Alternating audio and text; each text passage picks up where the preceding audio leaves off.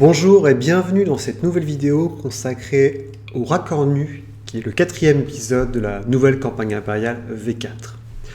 Alors comme vous le voyez, j'ai fait un grand dessin sur Draw.io parce que Miro étant payant, c'est très compliqué pour moi de vous donner accès aux fichiers que je faisais. Dans cette vidéo, je vais simplement essayer de résumer grosso modo la structure du livre, ainsi que les différents éléments sur lesquels vous allez vous heurter en tant que maître du jeu. Et la première chose, c'est comme vous pouvez le voir, il y a une certaine chronologie à respecter, tout du moins au début de l'histoire. Donc on va en parler assez succinctement. Donc ce qu'il faut comprendre, avant tout, c'est que évidemment le Raccord Nu est plus ou moins un épisode indépendant, puisqu'il n'impacte pas directement le final de la campagne, mais il prend appui sur la fin du Pouvoir vers le trône. Donc je rappelle, si jamais cette vidéo bien sûr est dédiée uniquement aux gens qui veulent maîtriser. Si vous avez l'intention de jouer la campagne, passez votre chemin, clairement. Et donc je vais faire un petit rappel historique vite fait. Si vous n'avez jamais joué la première mouture de la campagne impériale, vous ne savez pas en fait qu'il y a eu un petit souci au niveau du 4e volume. C'est-à-dire qu'au niveau du 4e volume, au début, la campagne impériale c'était 3 épisodes. Donc il y avait grosso modo le premier, la campagne impériale, qui est constitué de Mistaken Identity et Shadows of Bogenhafen. Puis on arrive sur Death on the Reich, la mort sur le Reich, et le 3e c'est Power Behind the Throne, donc c'est le pouvoir derrière le trône. Mais après ça en fait, donc il devait y avoir un final qui était l'Empire en ruine, enfin l'Empire en flammes, pardon. Et entre-temps, il fallait trouver quelque chose. Et ce qui s'est passé, c'est que Games Workshop a dit, écoutez les gars, on a un scénar qui fait par Carl Sargent, je crois, à l'époque, Ken Rolston, donc le monsieur après qui a travaillé sur Morrowind notamment, et on a dit, écoute, on va l'intégrer. Ça se passe en Kislev. Donc ça faisait un gros détour dans la campagne, et le scénar est assez difficile pour certains. Enfin, en tout cas, moi, en tant que maître du jeu, quand j'ai essayé de maîtriser la première version de la campagne impériale, je me suis un peu cassé les dents, et j'ai perdu le fil, et ça m'a saoulé, et en fait, j'ai jamais joué le final. Donc en fait, je n'ai rejoué le final que 10 ans plus tard en appelant mes anciens joueurs et dire on va la refaire avec la V4. Donc la première chose que cherche à faire le Raccord Nu, c'est de raccorder les wagons. Et donc faire en sorte qu'on ait une logique entre le 3e épisode, le pouvoir, et le Raccord Nu, et éventuellement enchaîner un tout petit bout de piste, mais très, très léger, c'est quasiment rien, sur le final qui est l'Empire en ruine. Donc le Raccord Nu, de quoi ça parle ? Le Raccord Nu, c'est 2 choses. La première chose, c'est essayer de terminer tous les éléments qui nous sont arrivés durant le pouvoir derrière le trône. Comme vous le savez, dans le pouvoir derrière le trône, attention spoiler, je répète encore une fois, vous enquêtez sur la main pourpre de Middenheim. À la fin, normalement, vous êtes censé dégommer, il n'est pas mort, mais vous êtes censé dégommer Weissmeyer, donc Karl-Heinz, qui est le grand méchant de l'histoire, quelqu'un de doppelganger, qui a tenté d'assassiner le Graf. Donc lui disparaît, mais sa disparition provoque un appel d'air. Et la main pourpre, qui était déjà existante à ce moment-là, elle, est un peu embêtée et cherche comment survivre. Donc il y en a qui fuient, il y en a qui survivent, et il y en a qui cherchent à pouvoir se refaire et reconstituer la main pourpre. Ça, c'est la première partie du jeu, de l'histoire. Et l'autre partie, c'est que plus vos joueurs vont être là-dedans, plus ils vont s'apercevoir qu'il y a un complot des Skaven qui démarre, qui est plus ou moins affilié à Middenheim, et qui va les emmener jusque dans les montagnes. Donc concrètement, qu'est-ce que ça veut dire ? Il y a un sorcier, il y a un... Je ne sais pas trop comment ça s'appelle, mais en gros, il y a un chef Skaven, qui est un ingénieur, qui a conçu un canon pour tirer sur Morslib. Ce canon est opéré dans un Karak abandonné, qui est Karak Skig, au milieu des montagnes. Pour comprendre tout ça, ça va prendre pas mal de temps à vos joueurs. Et à côté de ça, donc pour pouvoir tirer et dégommer parfaitement, il a besoin d'une autre information, il a besoin en fait de savoir la position de Morslib. Et ça tombe bien, parce que enfin, dans Mort sur le Reich, si vous vous souvenez à la fin, il y a des Skaven qui arrivent pour piquer un morceau de Malpierre, et sous le château Wittgenstein. Donc ça lie deux éléments. Un, le morceau de Malpierre qui va être tiré dans le canon, c'est l'un des gros morceaux qui a été récupéré potentiellement par les Skaven sous le château Wittgenstein. Et le dernier Wittgenstein, qui est encore vivant, normalement, qui est à Middenheim, sous un faux nom, Wallenstein, Gotthard, justement, potentiellement, les Skaven sont intéressés pour récupérer les recherches de son arrière-grand-père, qui était l'investigateur de Mort sur le Reich, et qui ramenait la Malpierre dans son château. Donc ça, c'est vraiment cool. Ça, c'est vraiment un élément que j'ai beaucoup apprécié dans ce bouquin, c'est que certes, ça peut être conçu comme une aventure indépendante, mais ça tente de raccrocher les wagons, C'est très original dans la structure, dans les défis rencontrés par vos joueurs. Il y a beaucoup d'enquêtes au début, un peu moins à la fin. Au début, c'est pas du tout linéaire, et c'est essentiellement pour ça que j'ai fait cette vidéo. Et après, ça devient plus classique, mais ça reste une belle aventure avec un final assez gratiné qui vous laisse un peu main libre sur la façon dont vous joueurs, voulez aborder les choses. Et en plus, peut-être le truc le plus cool, même si c'est pas hyper important quand on y réfléchit, il y a un facteur qui est pris en compte durant toute la partie qui va avoir des conséquences à la fin de l'histoire. Et c'est la première chose dans laquelle je vais parler.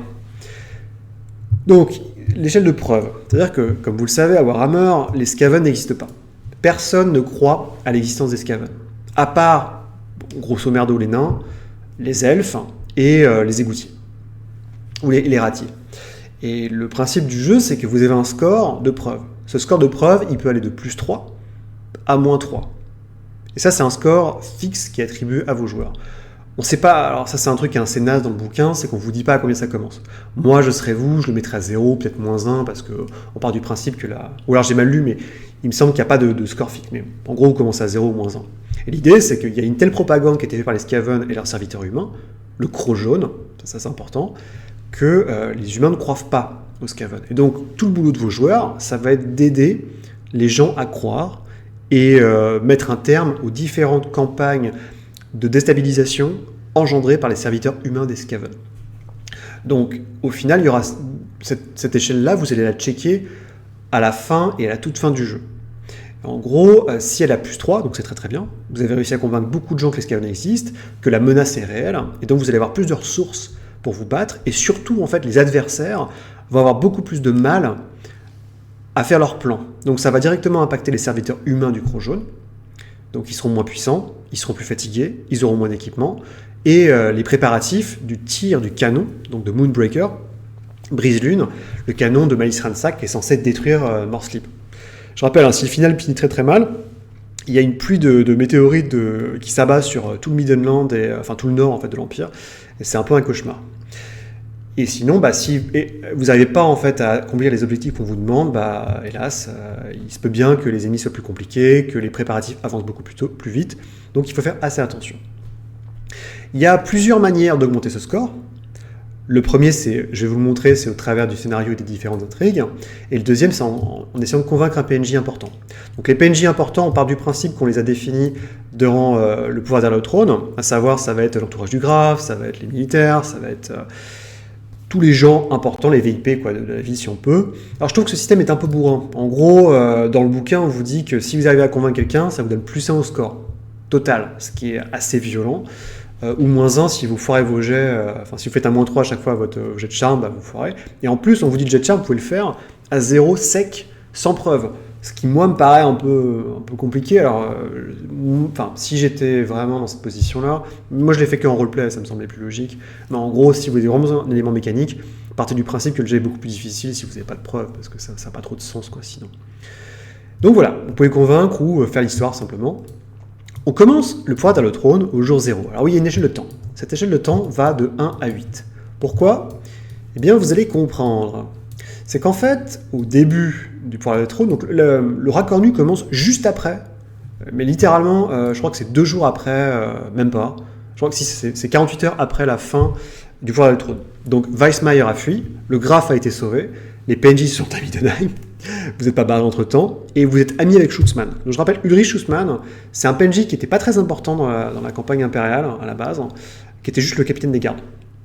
Et là, il a un rôle extrêmement important. Pourquoi ? Parce qu'en fait, au tout début de l'histoire, donc on est... donc vous avez... Voilà, le jour 0, c'est vraiment fin du pouvoir du trône. Jour 1, c'est votre jour de repos, en fait, où vous récupérez. Et l'aventure commence vraiment au jour 2. Donc, vous êtes 48 heures après avoir sauvé le monde, c'est cool, tout le monde est content. En général, c'est Warhammer, donc les gens sont pas contents, et très vite, les nobles et les puissants vont oublier que vous existez. Et en fait, Schutzmann vous convoque. Ulrich Schutzmann convoque les joueurs. Alors, après, vous faites un peu votre bricole dans votre coin, moi j'ai fait un peu des trucs perso. Et Schutzmann dit, vous avez aidé à sauver le Graf, et le Graf, moi je m'aperçois que la main pourpre, c'est très dangereux. Et qu'assurément, il va falloir en finir très rapidement, parce que sinon, tous les gens qui ont survécu, tous les gens qui étaient alliés à Weissmeyer, sont encore dans le coin, vont fuir. Et donc j'ai besoin de votre aide. Le Graf, en tout cas, de ce qu'il a pu récupérer, ou sa fille, en tout cas Katharina, qui a un rôle très important, nous ont commissionné pour créer une nouvelle commission. Donc je rappelle que Middenheim adore les commissions, il y en a 5 ou 6 je crois. Une commission contre les... En anglais c'est très marrant parce qu'en anglais c'est... je crois que c'est Keaton, c'est la commission... non, c'est Kitum. Et c'est c'est la commission contre les menaces inconnues à Middenheim. Moi je l'ai traduit par Minou. Donc forcément, parce que ça va inclure les Skaven. Et Schutzmann dit, je veux que vous bossiez pour, pour ma commission, je vous donne un petit peu d'argent, et puis vogue la galère. Et à partir de là, ce qui va se passer, c'est que vous allez avoir plusieurs pistes qui vont vous être données. Il y en a 2, en gros, pour démarrer, qui est ce que j'appelle le gros traître, donc c'est pas ça en anglais, hein, et l'ordo impedimentae. Donc en gros, je rappelle, les mains, elles ont 3 ordres. Elles ont l'ordre Maleficum, je crois. Enfin, en gros, il y a les sorciers, les gens qui dirigent et qui font de la magie. Il y a l'impedimentae, comme Castor Liberum, c'est les gens qui fournissent l'argent. Et l'ordre Noviciae, ceux qui recrutent. Et qui tuent aussi les gens qui veulent partir. Et donc, ce qui se passe, c'est que le chef du Maleficum, c'était Karl Reismeyer. Donc, lui, il n'est plus un problème. Et à côté, vous avez l'ordre Impedimentae, qui était géré par un mec qui s'appelle Erich Karlsbad, qui lui va chercher à se barrer.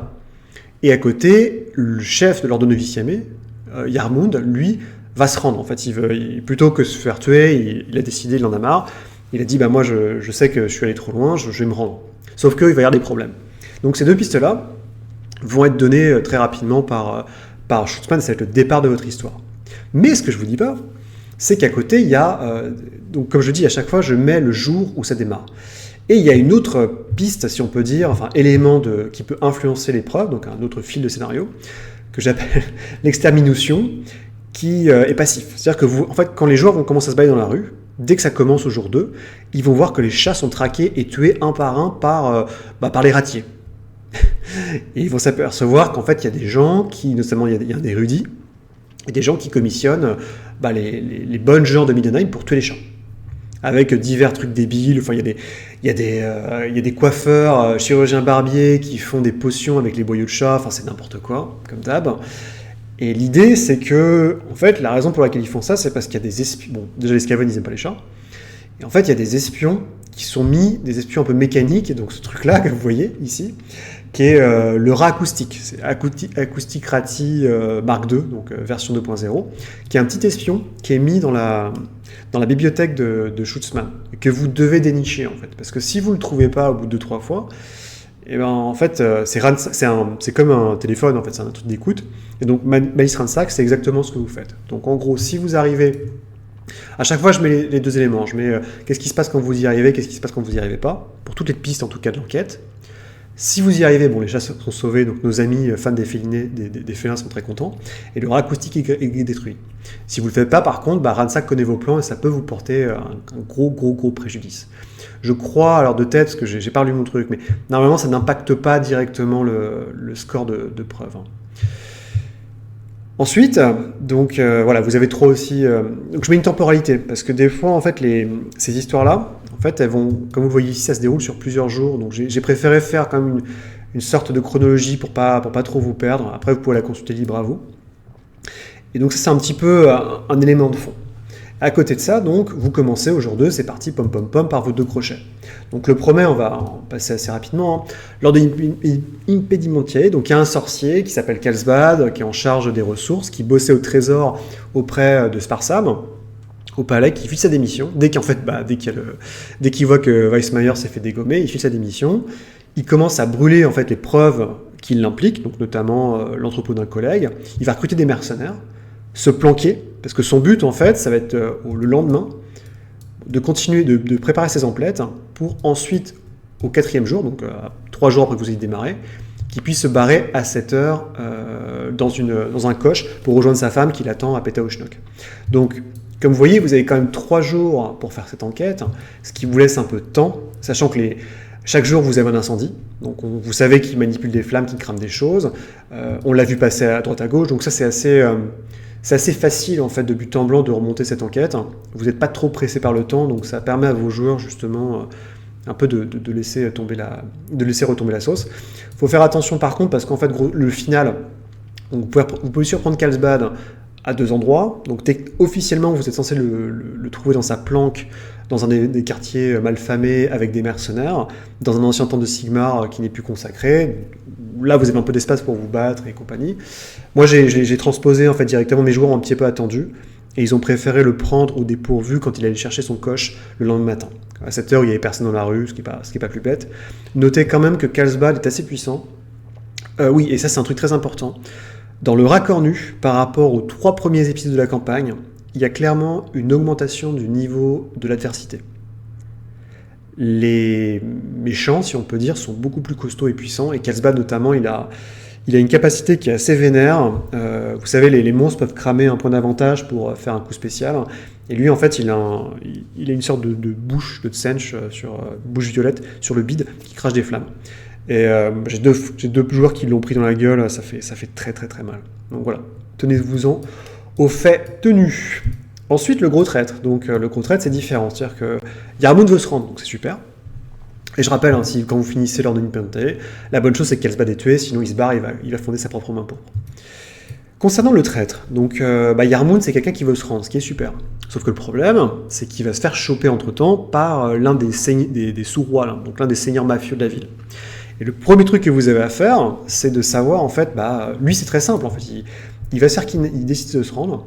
Le premier jour, il va se faire capturer par l'homme, mais ça vous le savez pas en tant que joueur, donc il faut le trouver. Il va utiliser des pouvoirs de sortilège pour détruire les gardes, et après il va fuir chez une fille qui l'a aidé, en fait, qui est devenue une voleuse repentie, qui est devenue prêtresse de Shalia, dans un des petits sanctuaires. Donc pour vous, il y a 2 choses importantes, et vous n'avez pas beaucoup de temps pour le faire, en fait, quand on y réfléchit. C'est, déterminer qui l'a enlevé, donc quel sous-roi l'a enlevé. 2, trouver qui s'est barré, donc trouver la planque et trouver qui s'est barré. Et 3, éventuellement, savoir où est-ce qu'il est passé. Et en fouillant chez lui, notamment, on peut savoir qu'il a fait des donations à tous les temples de Shalia. Et de fil en aiguille, en fait, c'est un jeu de piste où il faut cocher les 5, sanctuaires qui sont à Middenheim pour trouver Yarmound. Et alors, il n'y a pas de... Encore une fois, là, la temporalité est plus supposée qu'appliquée. C'est-à-dire que l'idée du scénar, c'est qu'en gros, quand vous arrivez dans le sanctuaire, où Yarmound est, que vous arrivez à empêcher la situation de dégénérer, de faire en sorte que Yarmound vous fasse confiance, par exemple, là, tout se déchaîne. C'est-à-dire que c'est à ce moment-là où, tiens, c'est bizarre, l'homme vient de vous... Enfin, les hommes de l'homme, de Man, donc les brigands viennent de vous repérer. Oh, et puis la main pourpre aussi, parce que les anciens serviteurs de Yarmound veulent prendre sa place. Parce qu'il y a un nouveau chef, en fait, on va revenir tout de suite dessus. Il y a un nouveau chef de la main pourpre qui veut dégommer Yarmound parce qu'il veut pas qu'il parle. Mais ça, pour moi, c'est dès le lendemain, en fait. Quand vous lisez le bouquin, c'est quasiment sur une journée. Donc, moi, je pars du principe que si au bout de 2 jours, vos joueurs ne se sont pas intéressés à l'histoire ou un peu galéré, voilà, il est très probable que autant les hommes de main, donc c'est le but du scénar, en fait, c'est que les hommes de main de l'homme et la main pour se foutent dessus, et que vous puissiez tranquillou exfiltrer avec l'aide de sœur Anaïs Yarmound pour le ramener à Schutzmann.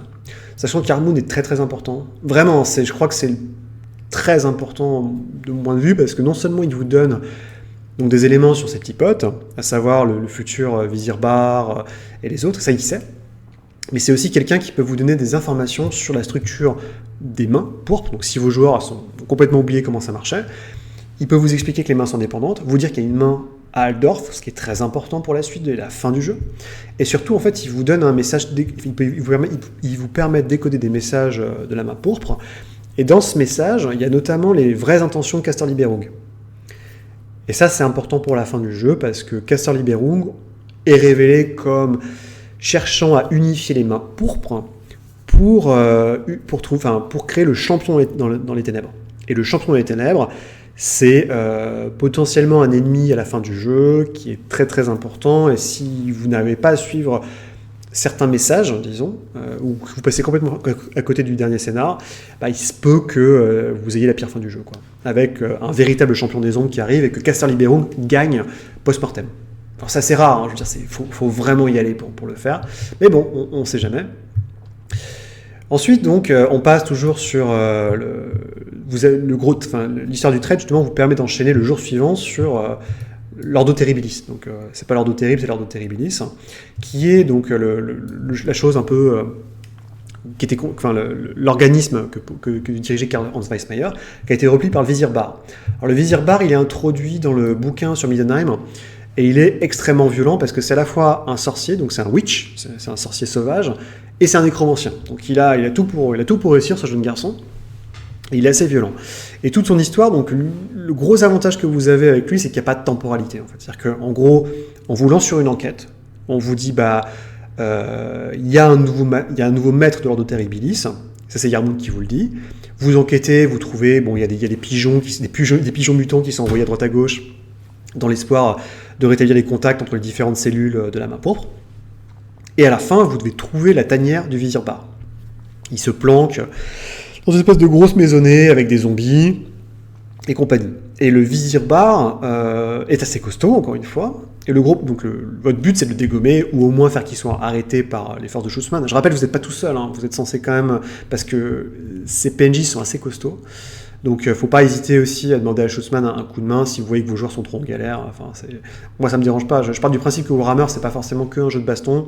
Et si vous en vrai, si vous n'êtes pas un guerrier, chevalier, avec votre armure, votre machin, en général, vous prenez cher, quoi. Et donc, ça peut être parfaitement compréhensible que vos joueurs veulent trouver des alternatives, et il faudrait les encourager à faire ça.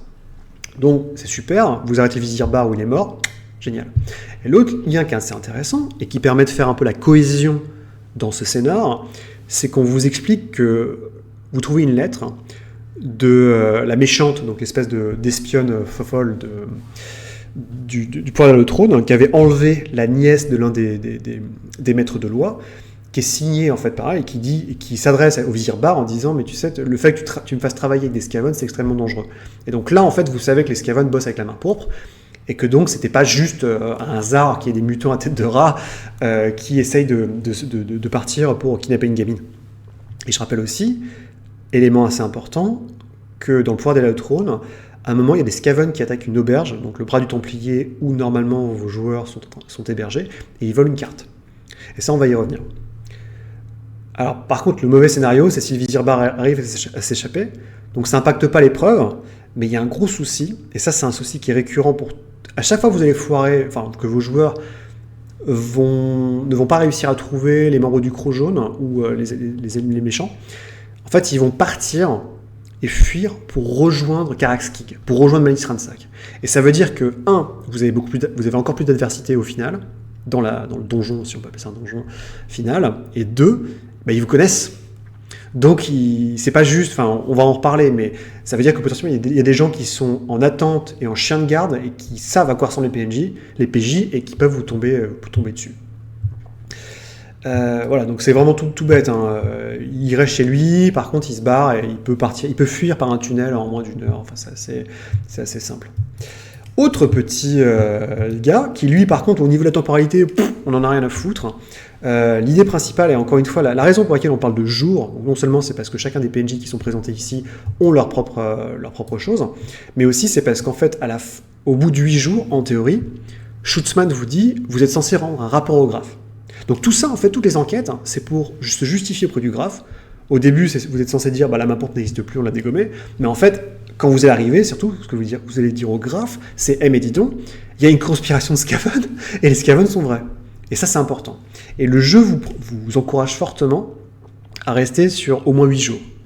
Moi, j'étais un peu salaud, je l'ai baissé. C'est-à-dire que au début, je dis ouais, c'était 8 jours, et puis en fait, maintenant, il peut vous recevoir. Donc ça dépend, encore une fois, ça dépend du rythme de jeu, de plein d'éléments, enfin, ça c'est vous qui voyez.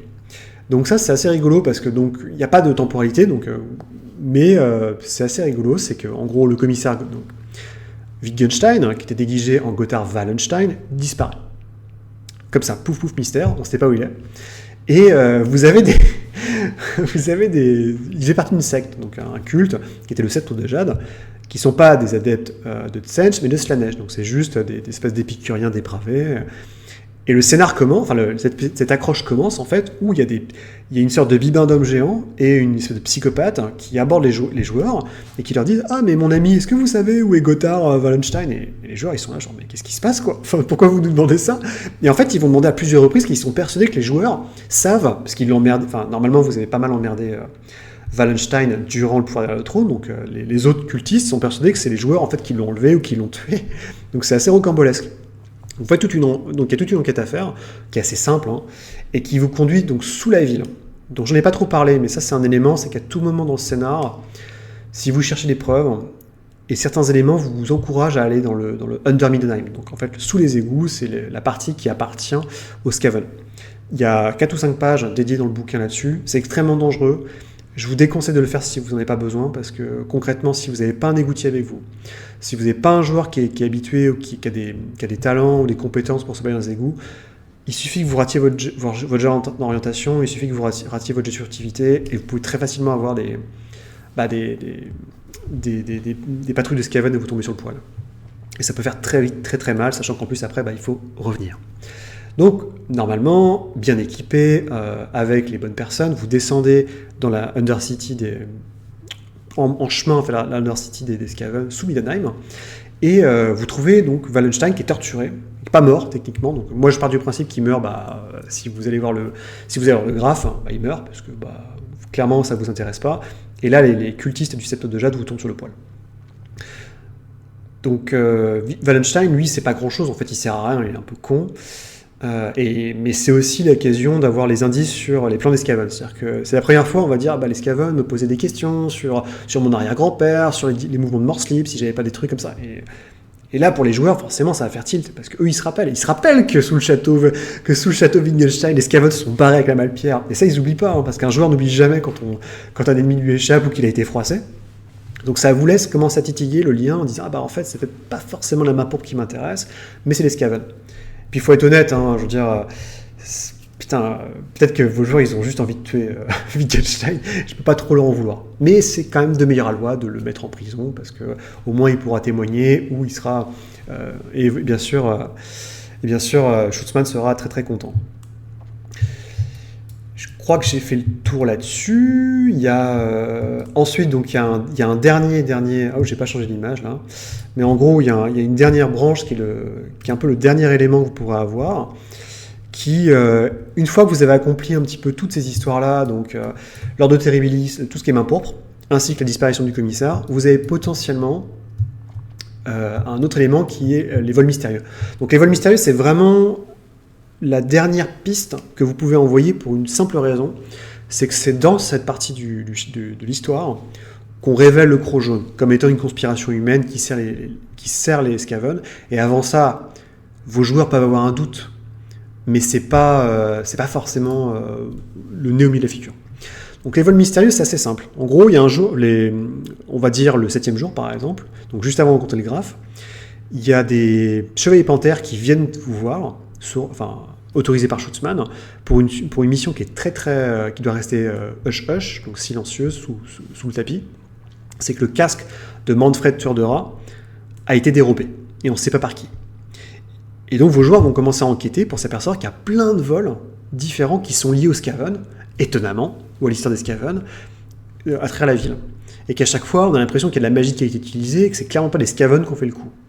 Donc ça se finit, vous découvrez qu'il y a un prêtre consacré de Ranald, qui vient de Marienburg, qui s'appelle Bors, qui a commis ces choses-là, en fait. Mais en fait, en volant le casque, il a perdu ses pouvoirs, parce que forcément, il ne le savait pas, mais il pensait bosser pour des étudiants de Middenheim un peu débiles.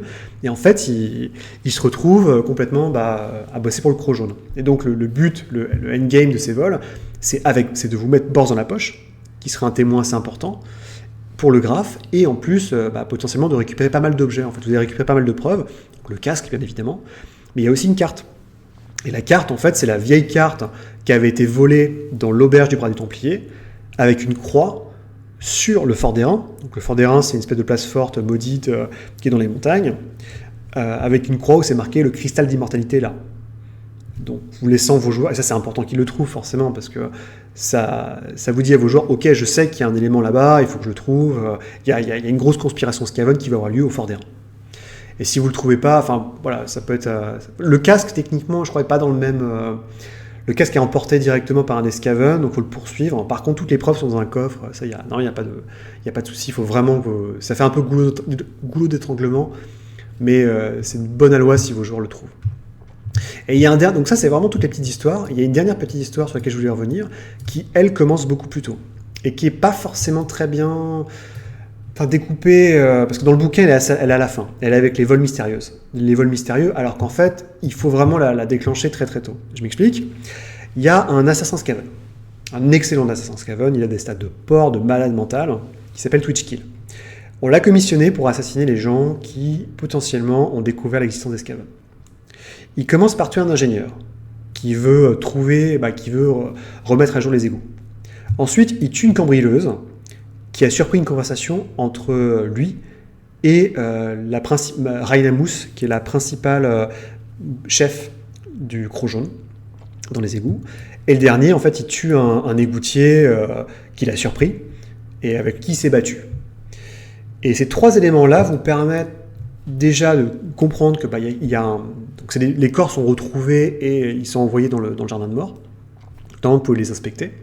Dans le bouquin, en fait, on vous dit, il les inspecte d'un coup, c'est-à-dire qu'il y en a 3. Mais moi, je trouve que c'est peut-être plus malin et plus pertinent de vous dire, premier jour, il y a un mort, c'est bizarre. Il y a un deuxième mort, c'est bizarre. Et comme ça, peu à peu, les joueurs disent, ok, parce que chaque corps vous donne un élément supplémentaire. Donc le premier vous dit, que clairement, c'est une arme en trident, enfin, comme un shuriken, parce que c'est des...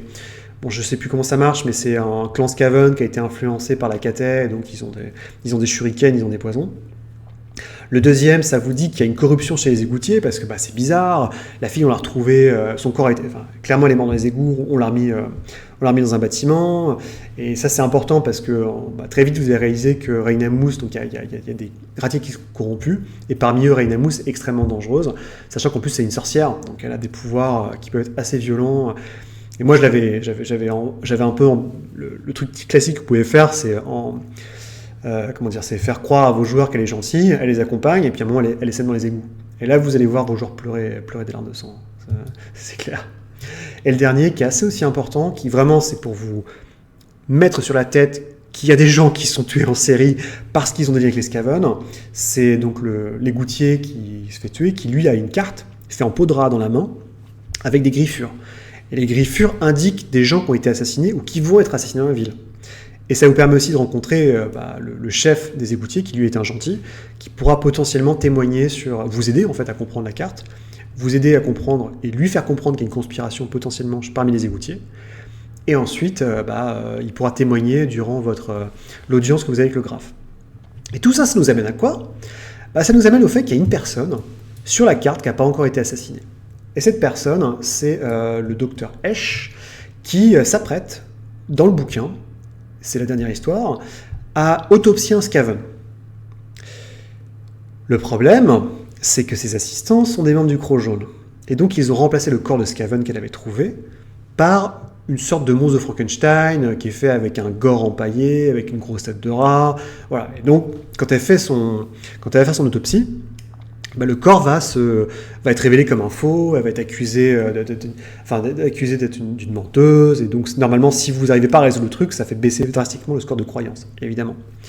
Alors, le seul truc qui n'est pas très bien fait, je trouve, dans le scénar, c'est que vous avez une aide de jeu, qui est une petite affiche, un poster. Et sur le poster, c'est marqué, donc l'autopsie aura lieu à midi, Freitag. Donc Freitag, je rappelle, dans Warhammer, il y a 8 jours dans la semaine. Le dernier jour, c'est le dimanche plus saint, c'est le Freitag. Sauf que ça marche pas. Parce que on vous dit que ça arrive dans le bouquin, je crois qu'on vous dit que ça arrive au 4e jour. Parce que le bouquin offre aussi une petite grille de lecture, de comment faire jour par jour. On vous dit, le scandale, vous pouvez le faire au bout de 4 jours ou 3 jours. Mais quand vous regardez, c'est pas possible. Parce que si en gros, grosso modo, si le 8e jour, c'est la fin du carnaval, parce que le carnaval se finit un dimanche, un Freitag, l'autopsie peut pas être un Freitag, parce que c'est-à-dire qu'on est déjà au jour 8, donc ça fait déjà 8 jours, que le graphe, on va pas tarder à y aller, donc ça, voilà, faut juste le faire plus tôt. C'est juste un peu con, je trouve qu'ils ont mis sur la... En fait, ils auraient dû ne pas mettre 2 jours, ils auraient dû juste mettre ce jour ou demain, enfin voilà, c'est pas très grave. Mais pensez à faire ça si jamais vous imprimez la lettre de jeu. Donc le scandale, vous arrivez à le résoudre, avec un peu de chance, et là vous comprenez que la professeure Esch sera la prochaine sur la liste à être assassinée. Et là c'est important parce qu'en gros, vous devez défendre une petite vieille contre un assassin qui est extrêmement puissant, mais qui est vraiment, il a des stats de malade mental. Le seul et l'unique, vous avez 2 avantages en fait. C'est le premier, c'est que vous savez qu'il est arrivé, donc il faut vraiment canaliser votre MacGyver interne, pour créer toutes sortes de pièges, artifices, pour l'empêcher en fait de tuer la petite vieille. Et là, je veux dire, mes joueurs, ils se sont surpassés, ils ont fait... Il y en a qui sont planqués dans l'armoire, il y en a qui ont posé des bombes, il y a des mecs qui lui ont jeté une couverture dessus, et c'était rocambolesque. Et le deuxième élément qui est super important, c'est que ce qui l'intéresse, c'est de tuer H. C'est pas de tuer les joueurs. Donc en fait, il va en priorité chercher à tuer la vieille. Et bon, si les joueurs sont sur le chemin, il va essayer de les neutraliser. Mais ce qui l'intéresse plus, c'est la tuer le plus vite possible. Et donc, ce que j'ai eu, et c'est véridique, j'ai eu une course-poursuite digne de Benny Hill, où en gros, l'assassin était en train de courir, enfin, foncer, à moitié se téléporter, sauter partout pour assassiner la petite vieille. Et j'avais un de mes joueurs qui avait pris le professeur sur son épaule et qui était en train de courir et dévaler comme un taré les escaliers, puis la rue, dans l'espoir que ses petits camarades arrivent à dégommer l'assassin. C'était vraiment glorieux, c'était incroyable. C'est un combat qui a duré 12 rounds, je crois. Enfin, mais c'était vraiment très très bien, quoi, parce que c'était beaucoup plus cinématique. C'est pas juste je tape. Non, c'était vraiment cours partout, je lui jette une couverture sur la tronche, je tire un coup de pistolet, j'ai plus de pistolet, je lui saute dessus. J'essaie de faire. Voilà, c'était vraiment très très marrant, quoi. Et je vous conseille de faire survivre H parce que sinon forcément il y a toujours le malus sur le taux de croyance qui se passe. Et après Twitchkill va tenter de vous tuer. Donc pas tout de suite, mais il reviendra sûrement après dans une morceau de la campagne. Donc ça c'est violent. Et le compagnon vous offre aussi la possibilité d'avoir un apprenti à Twitchkill. Donc si vous le tuez, c'est pas grave, il y a Twitchkill Junior qui arrive pour essayer de vous dégommer. Et ça conclut la première partie du scénar. On arrive à la moitié du scénar, vous vous retrouvez dans une audience auprès du graphe. Donc c'est vous, encore une fois, vous allez déterminer quand elle commence, quand elle s'arrête. Dans cette audience, vous commencez par rencontrer Heinricus Karsberger, qui n'est pas un mec hyper important, mais il attend en fait comme vous dans la salle d'attente. Et quand il apprend que en fait, nous on a priorité pour aller voir le graphe, et pas lui, il est un peu dégoûté, il est très en colère, bref. Mais ce qui est important, c'est que les Karsberger, en fait, sont les gens qui dirigeaient, c'est les anciens graphes de Middenheim. Et maintenant, ils sont juste réduits, ils ont juste le territoire le plus au nord de tout le domaine, qui est tout pourri, qui est dans les montagnes, où il y a le fort d'Airain notamment. Et c'est sa petite fille ou sa fille qui dirige le piquet, donc une sorte de forteresse érigée entre les bonnes gens du Middenland et le fort d'Airain. Ça, on y reviendra. Donc le graphe, l'entretien du graphe va jouer sur un mode good cop, bad cop, c'est-à-dire que vous avez le champion éternel, Prungvoll, qui va poser des questions à chaque fois que vos joueurs, en fait, donc le graphe va poser des questions. Le graphe va dire les questions suivantes, donc avez-vous récupéré la relique? Mais je crois que l'esclavage n'existait pas, vous avez trouvé des livres sur la Malpia Marseille, qu'est-ce que ça veut dire? Donc en fait, c'est une façon très simple pour vos joueurs de récapituler tout ce qu'ils ont vu jusqu'ici et de comprendre s'il y a encore des zones d'ombre par la reformulation que, oui, effectivement, il y a un gros piège, que les Scavens sont en préparé un sale coup, et que ça sera au fort d'Airain. Et à côté de ça, il y a Prungvoll, autant le graphe va écouter, mais Prungvoll, lui, il va tout le temps être de mauvaise foi. Il faut vraiment que vous y alliez à fond les ballons. Il y a des pistes dans le bouquin, mais il faut vraiment... en gros, il faut dire, ah ouais, non, mais il y a les cultes du chaos, mais il n'y en a pas, c'est pas possible, c'est Aldorf qui monte un coup, il faut vraiment... plus c'est gros, plus ça passe, il faut aller vite. Et à la fin, donc, vous avez une table pour faire un peu les scores de votre performance, qui vous permet, en fait, c'est pas lié directement aux preuves contre les Skaven. Là, c'est vraiment lié uniquement à ce que vous allez avoir comme ressources. C'est-à-dire que, en gros, le Kitum, donc le Minou, la commission est terminée. Maintenant, vous allez plus enquêter sur... vous avez 3 pistes qui vont être débloquées en attendant de pouvoir avoir une lettre de passage pour aller voir les Karsberger au piquet. Parce qu'ils sont pas, sinon ils vous butent. Sinon ils seront pas coopératifs. Donc en attendant ça tombe bien parce que Schutzmann a encore 3 pistes potentielles qui sont cette fois pas... il y en a une encore à Middenheim, mais le reste sont dans le Middenland. Un peu plus loin. Et donc selon ce que vous avez fait, selon votre performance durant l'audience devant le graphe, vous aurez accès à plus ou moins de sous. C'est-à-dire que, en gros, si vous faites une super performance, vous allez avoir 300 couronnes d'or pour acheter tout le matos que vous voulez. Si vous vous débrouillez moyen, Prungvoll vous file quelques trucs. Et si vous êtes vraiment ras des pâquerettes, il y a quand même Katharina qui est bonne poire, fidèle adepte de Shalia, qui va vous donner 50 pièces d'or et un peu de matos de soins. Donc c'est quand même pas mal. Et ça vous permet vraiment... Là, c'est le moment de la campagne où on s'emmerde plus avec le matériel, quoi. Grosso modo, vous avez tellement de trucs, après, il faut le porter, c'est comme tout. Mais bon, voilà, c'est un peu la récompense que vous avez par rapport à votre enquête. Et ces 3 pistes sont les suivantes. Donc, je ne vais pas tout expliquer, mais je vais aller très succinctement. Donc, la fin noire, ça se passe à Middenheim. Il y a une odeur dans l'Alt-Market, donc le quartier des marchés, il y a un truc qui pue. Et ce truc qui pue, en fait, c'est que dans un sous-sol, il y a des Skaven qui sont enfermés, et qui s'entretuent, parce qu'en fait, au bout d'un moment, les Skaven ont faim tout le temps, et ils sont coincés, en fait, ils ont été coincés par le clan qui dirige un peu Middenheim, et donc ces Skaven du clan Mange sont en train de se manger eux-mêmes, si je peux faire ce mauvais jeu de mots. Et donc, l'idée du scénar, c'est grosso modo, il y en a un qui a survécu quand vous arrivez et qui vous dit que concrètement, il y a un mec qui s'appelle Maïs, enfin, eux ils bossent pour un type qui s'appelle Maïs Ransack, qui est très très intelligent, qui est très fort, qui va faire une grande récolte sur la Lune et le clan Mang le sert. En fait, dans l'histoire, c'est que Maïs Ransack manipule le clan Mange pour faire ce qu'il veut, pour les affaiblir et pour avoir un peu avoir des larbins. Et les Skaven qui vivent, eux, sous Middenheim, ne sont pas du tout dupes, en fait. Ils voient que Malice a la folie des grandeurs et que le clan Mange, ils préfèrent les exterminer. Donc c'est pour ça que vous en avez qui sont enfermés, qui sont en train de s'entretuer. Et heureusement, normalement, leur capitaine va survivre et pourra vous filer ces éléments-là. Le village emporté, c'est assez flippant. C'est vraiment pas mal, en fait. C'est un truc assez fort. Vous allez dans un village où tous les habitants ont disparu. Le seul mec qui a survécu, il est arrivé, il avait un bras tranché en moins avec une forte odeur de corruption sur lui. En gros, ce qui se passe, c'est que vous arrivez dans un village où il y a une mine. Les Skaven sont arrivés dans la nuit avec une sorte de canon qui casse la pierre, donc un canon alimenté à la malle-pierre, et ils ont kidnappé tous les humains, ils leur ont arraché les yeux et ils les ont fait passer dans la mine. Parce qu'en fait, ils ont besoin d'esclaves pour leur canon. Donc c'est l'occasion pour vous de savoir qu'il y a des humains qui ont été enlevés en paquet par des Skaven vivants, qu'il y a des explosifs avec l'écusson de la maison Karlsburger qui a été présent. Donc les Karlsburger, donc c'est là où vos joueurs se disent mais attends, c'est bizarre, est-ce que les Karlsburger bosseraient avec les Skaven, ça n'a pas de sens. Et bien sûr, il y a une arme à la malle-pierre. Et la troisième piste, qui est peut-être la moins intéressante mais qui est un élément vital, c'est le griffon à terre. Donc en fait, il y a un village où il y a une grosse bête qu'on ne sait pas ce que c'est, qui attaque tout le monde dans la forêt. Il y a des chasseurs qui ont disparu, et donc vous y allez et vous vous rendez compte que en fait, il y a un griffon qui a été dégommé par un canon de malle-pierre. En gros, le Moonbreaker, donc le canon Maïs Ransack, s'est planté, enfin fait des tests avec les ingénieurs. Et ils ont touché un griffon sans faire exprès. Le griffon est à terre, il est très corrompu, il ne peut pas trop repartir, et donc libre à vos joueurs de qu'est-ce qu'ils veulent faire. Pour info, mes joueurs étaient très frustrés parce qu'ils voulaient tuer le griffon, ils n'ont pas réussi parce que le griffon est très costaud. Mais c'est pas l'idée en fait du scénar. L'idée du scénar, c'est vraiment de voir qu'il y a des Skaven pas loin qui sont en train avec des petites lorgnettes et des télescopes, d'essayer d'estimer le tir du canon. Et enfin, donc tous ces éléments-là nous mènent au fait que Katharina vous donne enfin la lettre qui va vous permettre d'aller voir les Karlsburger. Et donc il y a un petit passage qui s'appelle la route orientale, où en gros vous partez de Middenheim, vous avez 3 étapes, avant d'arriver donc au Piquet, qui est le fort d'Airain, qui est la forteresse juste devant le fort d'Airain. Il n'y a pas, donc, Katharina vous briefe très rapidement sur les Karlsburger, vous avez des petits événements, mais ce qu'il faut essentiellement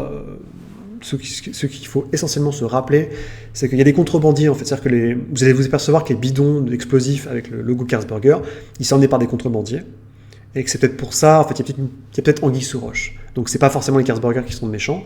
Et le truc, c'est que c'est la première fois qu'on vous demande de checker la croyance que vous avez accumulée jusqu'ici, parce que selon le niveau de croyance, les ennemis du Croc Jaune qui sont présents sur vos basques sont plus ou moins costauds, ils ont un meilleur équipement, enfin voilà, ça peut être un peu plus costaud. Enfin, on arrive au Piquet, donc qui est un peu l'avant-dernière étape. Donc, je ne vais pas expliquer tout ce qui se passe, mais en gros, il y a un lieutenant du Croc Jaune qui est présent, qui a fait un travail de sape démentiel sur vous, c'est-à-dire que vous arrivez, tout le monde vous crache à la gueule, parce qu'il pense que vous êtes des salauds, que vous êtes des traîtres, etc. Ensuite, donc le lendemain, vous êtes réveillé par... Donc, en plus, le gars essaie de vous faire... Enfin, il utilise des explosifs pour essayer de vous tuer, c'est la totale. Et ensuite, le clan Mange attaque le fort d'Airain. Donc le clan Mange attaque le fort d'Airain, donc on vous demande forcément, parce que vous êtes les PJ, d'aller voir en reconnaissance qu'est-ce qui se passe. Et donc vous apercevez qu'il y a des Skaven qui attaquent le fort, donc le fort s'ouvre, dedans il y a des gros guerriers de Nurgle qui cassent la gueule à tout le monde. Donc vous voyez les Skaven du clan Mange se faire dégommer, vous décidez de repartir, et c'est à ce moment-là en fait on vous dit, ah mais en fait on a entendu un coup de canon. On a entendu un coup de canon qui vient de là-bas dans les montagnes. Et donc, c'est aux joueurs ainsi qu'aux militaires d'estimer d'où provient le coup de canon. Et normalement, vos joueurs ont assez d'informations pour savoir que il y a un carac là-bas qui a été abandonné et que c'est probablement l'endroit où est le canon qui est utilisé. C'est aussi l'occasion de mettre fin à la contrebande, mais ça, c'est un peu trivial. Le Piquet est un peu bizarre. Hein. C'est encore une fois ce syndrome que peut avoir Warhammer. En tout cas, moi, j'ai trouvé dans le Pouvoir derrière le trône, c'est que vous avez fait toute une enquête. Donc là, le Piquet, il y a pas mal de trucs à faire, hein, quand même, ça s'est velu comme partie. Mais en fait, tout ça, on s'en fout, parce que le seul truc qui est important, c'est qu'à la fin, il y ait un éclaireur un éclaireur du piquet qui a vu en fait une lueur verte et qui sait qu'il y a un coup de canon qui a été tiré et que ce coup de canon il est à X kilomètres au nord. Ça c'est un peu dommage parce qu'en fait vous avez un peu l'impression que tout ce que vous avez fait, tout ce que vous avez vu a pas trop servi. Et je trouve que c'était un peu pareil dans le pouvoir quand mystérieusement à la fin on sait que la nièce, on sait qu'il y a une nièce qui a été kidnappée, on va la délivrer et puis après on enchaîne sur le scénario, le final. Donc je passe sur les montagnes, quelques petites rencontres avec des gobelins et des trolls. Et enfin, on arrive au final, qui est Karakskig. Karakskig, grosso modo, c'est comme je disais, c'est une forteresse naine qui a été abandonnée, plus ou moins, qui regorge d'esclaves qui ont été accumulés par les Skaven, qui regorge de gens du Croc jaune, et il y a un canon qui s'apprête à être tiré. Encore une fois, on check votre niveau de croyance, parce que si la croyance est très élevée, alors ils ont pris du retard. Par contre, si personne ne croit aux Skaven, là, vous êtes un peu dans la merde parce que les préparatifs ont très très bien avancé. Et ce qu'on vous dit, c'est qu'il y a 13 coups de cloche, donc 13 c'est le chiffre symbolique des Skaven. Il y a 13 coups de cloche qui vont être sonnés avant le tir. Et donc, pour faire monter le stress, vos joueurs ils savent qu'il n'y a que 13 coups de cloche. Et donc, encore une fois, il n'y a pas d'éléments mécaniques par rapport à ça. Mais c'est vraiment à vous de faire jouer l'attention pour justement que les joueurs se disent oh, merde, qu'est-ce qu'on va faire. Et je dois avouer que c'est vraiment c'est très très bien foutu. Contrairement au Shadow of Wittgenstein, je trouve que c'est quand même très bien foutu, très moderne. On vous propose au moins 4 systèmes pour rentrer dans le Karakskig. Donc soit vous pouvez passer par les égouts, un grand classique. Vous pouvez vous déguiser en esclave et passer par la porte principale. Vous pouvez vous déguiser en Croc jaune parce qu'en fait au final il n'y a que des Skaven. Donc s'ils voient un humain, ils se disent c'est forcément un humain qui bosse pour nous. Surtout si vos joueurs font des niveaux de comédie assez délirants, sachant qu'il faut faire gaffe, encore une fois je le répète, tous les gens du Croc jaune qui ont survécu jusqu'ici sont à Karakskig. Donc s'il y a un mec qui vous a déjà croisé, par exemple l'officier Brotner qui est au piquet, il risque de se souvenir de vous, donc il faut faire assez attention. Et sinon, il y a un système de poulies et de plateformes à l'extérieur du Karak qui est un peu casse-gueule, mais ça vous permet très vite de monter dans les niveaux supérieurs. Je ne vais pas donner le plan, mais en gros, vous avez tout en haut, vous avez Malice Ransack, juste en dessous, c'est le canon, en dessous, vous avez les esclaves, et en dessous, les égouts. Et l'idée, c'est que vous avez quand même 3, techniquement, moyens de gagner la partie, si on peut dire. La première, c'est de fomenter une révolte parmi les esclaves. Donc vous allez dans les endroits où sont les esclaves, vous trouvez ceux qui sont les plus combatifs, et vous montez une révolte, parce qu'en fait, ils sont beaucoup plus nombreux que les Skaven. Sinon, vous pouvez tuer Malice, simplement, c'est pas... Mais alors... faut y aller, c'est quand même... parce le truc, c'est qu'il est tout en haut. Potentiellement, il est avec le vizir bar, il a un rat ogre avec lui, c'est assez coton. Et la dernière, qui est la plus technique, mais qui est la plus simple par certains aspects, c'est de détruire le canon. En fait, le canon, il est pas... Vous tapez pas dessus, mais il a des systèmes de refroidissement, il a des systèmes d'alimentation. Donc, vous pouvez soit défoncer le projectile, saboter le projectile, saboter le système de refroidissement, il y a pas mal de choses à faire. Pour vous donner un ordre d'idée, mes joueurs... Ils sont passés par les égouts. Il y en a un qui a voulu plus ou moins fomenter une dissension chez les esclaves, mais ça n'a pas trop abouti, un petit peu. Il y en a un, tout le monde a commencé à se déguiser en Croc jaune pour passer tranquillou. Ils ont été voir, il y en a un qui a été vite fait voir, tout en haut, il a vu qu'il y avait un rat ogre qui sonnait une cloche de temps en temps, parce que quand Malice Ransack le disait. Donc ce qu'il a fait, il a été extrêmement intelligent, c'est qu'il a cassé le bout de chaîne, comme ça, le rat ogre, il tirait jamais la chaîne. Donc ça faisait perdre un peu de temps à tout le monde. Et en fait, moi, j'avais la chance d'avoir un joueur qui avait rejoint mon équipe, qui était vraiment ingénieur, et qui a dit, je vais pas m'emmerder, je vais ouvrir les fûts, et machin. Et en fait, le truc, là où il a pas eu de bol, c'est que forcément, les fûts d'énergie qui alimentent l'alimentation principale du canon, c'est des tonneaux de balles-pierre. Et il a raté son jet, et ça a dégouliné sur lui, il était complètement radioactif. Enfin bref, c'était... Et ça finit, normalement, vous avez une belle explosion de Karakskig. Il y a un bateau, un vaisseau volant nain qui arrive, et il y a Heinrich Todbringer, donc le baron Todbringer qui arrive, qui était en mission diplomatique à Wolfenburg et qui vient vous sauver. Et peut-être que même le Seigneur des Tombes, si vous jouez scénario alternatif, est présent. Mais ceci est une autre histoire. Donc voilà, je vais laisser ce document à disposition. Encore une fois, il y a beaucoup d'informations, c'est assez lourd. Je pense que ce qui vous intéresse vraiment, c'est l'enchaînement. Moi, c'est la raison pour laquelle j'ai fait cette vidéo. C'est pour l'enchaînement en fait, du début du jeu. Parce qu'après, vous voyez, c'est assez linéaire, c'est pas très compliqué. Mais au début, il y a quand même... Vous avez 7-8 jours pour agir. Donc il y a potentiellement un timer. Il y a potentiellement les gens qui font des choses. Vous pouvez pas dire à votre joueur que Casbah, par exemple, Oh bah il est là depuis 8 jours, il n'a pas bougé. Non, non, et le mec, il a le feu au cul, il a vraiment envie de se barrer le plus vite possible. Donc c'est normal que vous dites au bout de 3 jours, bah il est plus là, quoi, il est parti. Donc voilà, c'est ce petit document que je voulais faire. Donc le raccord nu devrait pas tarder à sortir en français. Moi je recommande, hein, c'est je pense l'un des de toute la campagne impériale. Moi, en termes purs de maîtrise, hein, la première partie, je l'ai trouvée vraiment, vraiment super, quoi. C'est la vraie enquête, très intelligente, très bien ficelée. Et le final, j'ai trouvé démentiel. Moi, j'ai adoré le carac où vos joueurs arrivent, ils se retrouvent face à une tour gigantesque remplie de Skaven, et qu'est-ce qu'on fait, quoi. C'est très très malin, et c'est vraiment du Warhammer dans le sens où c'est comment des pieds nickelés vont réussir à empêcher une conspiration qui a pris plus de 50 000, enfin je sais pas, 1000 esclaves, 500 Skaven, quoi. C'est du tout bon. Et voilà, il me reste plus qu'à vous souhaiter une excellente soirée. Allez, salut!